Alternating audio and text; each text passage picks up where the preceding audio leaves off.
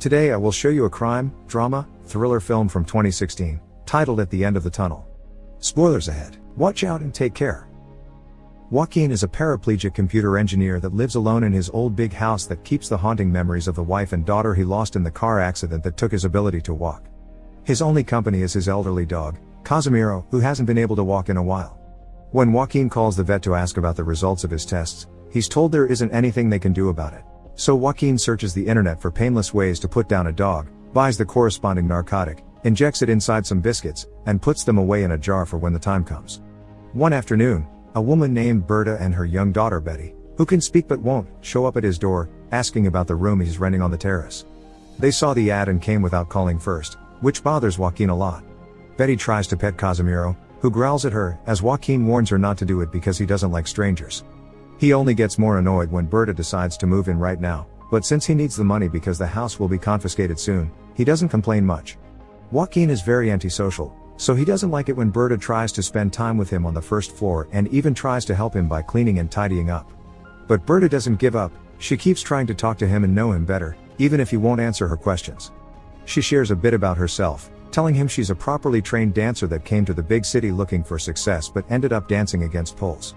When she asks him why he won't sell the house to pay his debts, he refuses to answer, but it's quite obvious that it holds important memories to him.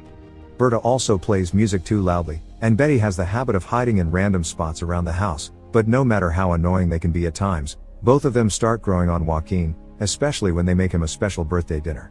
Betty also manages to befriend Casimiro, who not only stops growling at her, he even stands up and moves towards the kid, allowing her to hug him.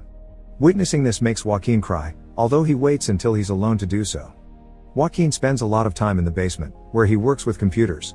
One day, he starts hearing weird noises coming from the neighbor's house, so he puts a stethoscope on the wall to hear them better. It appears there is a group of men on the other side who are paying attention to his movements and noises too, and they even know he's in a wheelchair. They decide they will come back later when nobody can hear them, so Joaquin tapes the stethoscope to the wall and connects it to his computer so everything they say will be recorded while he goes upstairs to have dinner with the girls. The following morning, Joaquin listens to the recording and takes note of the names he hears, but he can't quite understand what they are doing down there except for the fact they're moving some pieces of wood around. Needing some context, he makes a small hole on the wall with a screwdriver and inserts a tiny camera that also connects to his computer, and covers it with an old PC cabinet. Afterward, he tries to kick Berta and Betty out for their safety but doesn't tell them why, and Berta gets quite angry because they've signed a contract. She accuses him of being afraid of letting other people close to him and trusting them, so she gives him until the next morning to change his mind. The following day, Joaquin tells them they can stay. When he goes back to the basement, he begins watching the recording and taking notes. The men seem to only work at night, and they're digging some kind of hole that should be done for Christmas Eve. There's also some talk about an explosive. The most shocking discovery, however, is to see Berta arrive as well. She crossed to the other side through the roof so he couldn't see her, and not only she knows these men, she's in a relationship with their leader, Galetu. She's rented the room on purpose to keep an eye on him, and Galetu scolds her for having crossed over since she could have been discovered. After giving her a special key, he sends her away and reminds her to only speak to him through texts. Later that night, Betty comes to Joaquin's room in her underwear to watch him sleep for a few seconds before leaving. Joaquin continues to watch the recordings, and when he sees the men examining a blueprint, he finally understands what they're doing. They're digging a tunnel to rob the bank at the end of the block. While Berta is away at the market, Joaquin tries to befriend Betty by taking interest in her drawings, but she ignores him. However, he does discover something important. Betty talks to Casimiro, so Joaquin hides a microphone behind his collar. Joaquin learns that the men's plan is to put the money on a little cart on wheels that they'll push and pull along the tunnel. While discussing this option, Galetu discovers one of his men, Muñeco, has been texting inside the house and sent someone the bank address. This makes Galetu angry, so while one of the thugs goes in search of Muñeco, Galetu scolds Zerda, his Spaniard accomplice, for having brought such a useless idiot into the plan. Muñeco is brought to the basement and punched twice before they tie him to the table, where he begins crying and explaining he just wanted to see a girl he likes while he was on his break but he hasn't told her anything. This isn't enough for Galetu, who scolds him for putting the operation at risk before stabbing him with a screwdriver and hitting his head with a hammer. Joaquin watches all this with a phone in his hand, wondering if he should call the police or not, but he doesn't dare. Galetu's brother, Canario, wonders what they should do with the body, and Galetu tells him the corrupt cop that is helping them with this plan will take care of it. Later, after recovering the microphone from Casimiro's collar, Joaquin puts a sedative in Berta's wine and ties her to his bed, then he takes her phone and sets up an alarm for when he needs to sedate her again. Afterward, He keeps watching the recordings, where he learns that the thieves have received information from the cop they're working with. They've been told that they mustn't touch safe 747 and 748 because they belong to very important dealers. A new person also arrives with the explosive they'll use to enter the bank. It's a woman, Renee, who will have to take over Muñeco's place. When Berta wakes up, Joaquin feeds her and asks her why she's going out with such a douche, but Berta says he isn't a bad guy. He may be a thief, but he won't hurt anybody. To get her to cooperate, Joaquin brings his laptop and shows her what they did to Muñeco. While she watches how horrible her boyfriend truly is, Joaquin goes to see Betty, and after teaching her she mustn't be scared of him, he allows her to take his daughter's old room and take Casimiro with her. Then, Joaquin begins working on a plan to take some money from the thieves. He thinks he can dig a hole on his floor right above their tunnel and simply lean in and take some money from their little cart when it's passing by.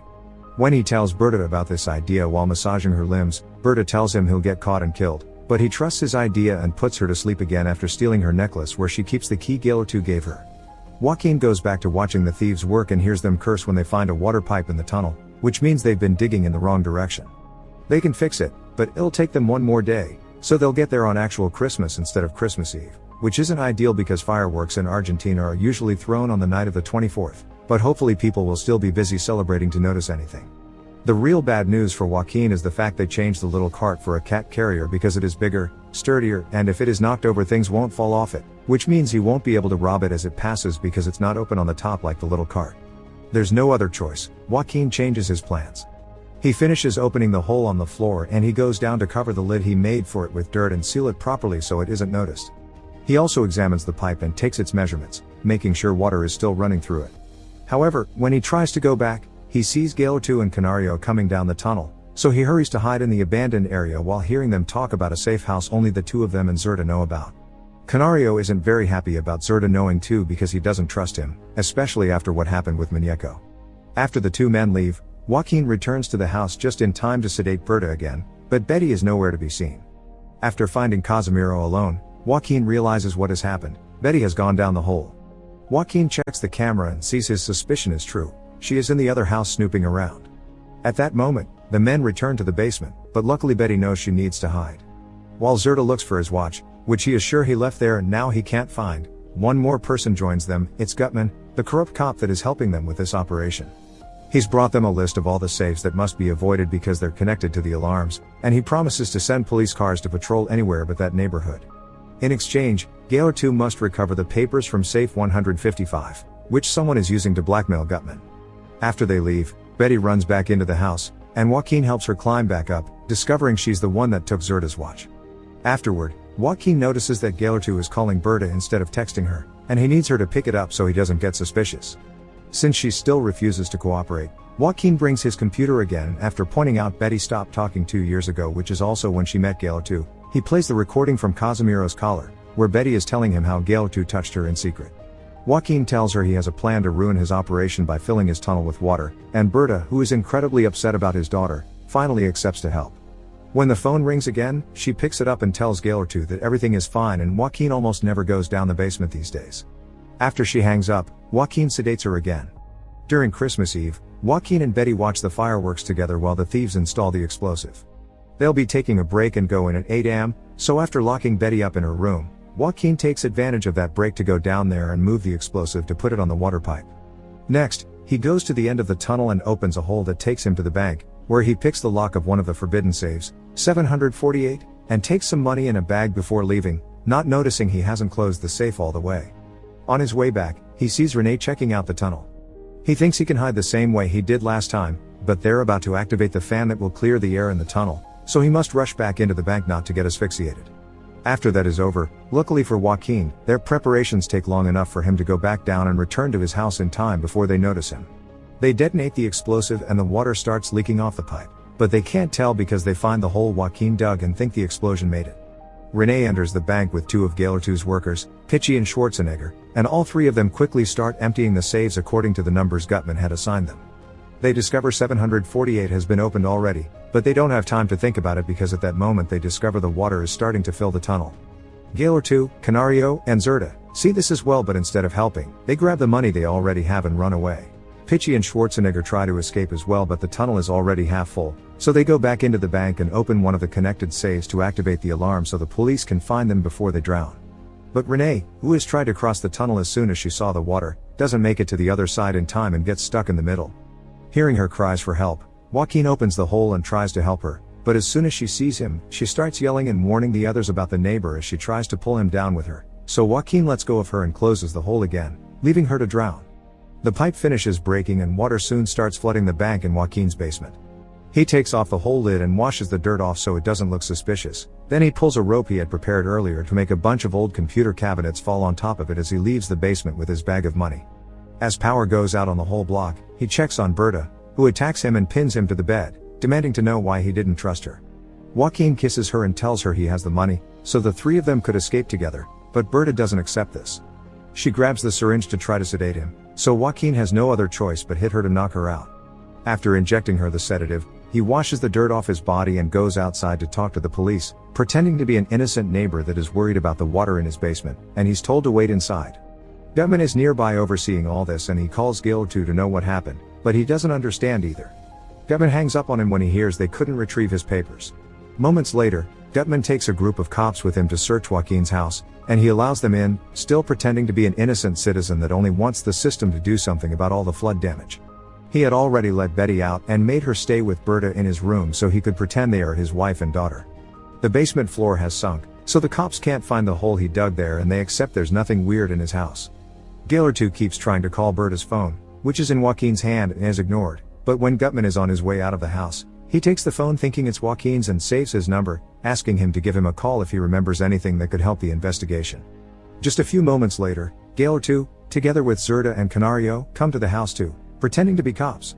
Not wanting to raise suspicion, Joaquin allows them inside as he sends Gutman a text asking him to come over. At the same time, Gutman is calling Gail to yell at him for having opened safe 748, but Gail hangs up on him without a care before interrogating Joaquin.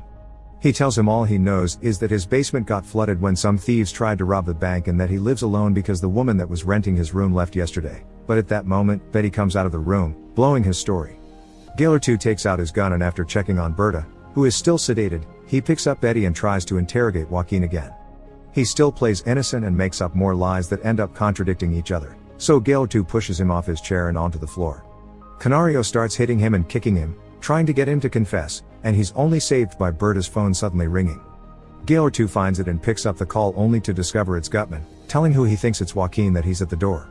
Freaking out at this turn of events, Gail lets Gutman inside and demands to know why he has Berta's number as Canario ties him up. Gutman doesn't know what's going either, so Gail gets ready to shoot Joaquin, and that finally makes him talk. What he says, however, is another lie, but one more convincing this time. He asks Zerda to help him, pretending to know him.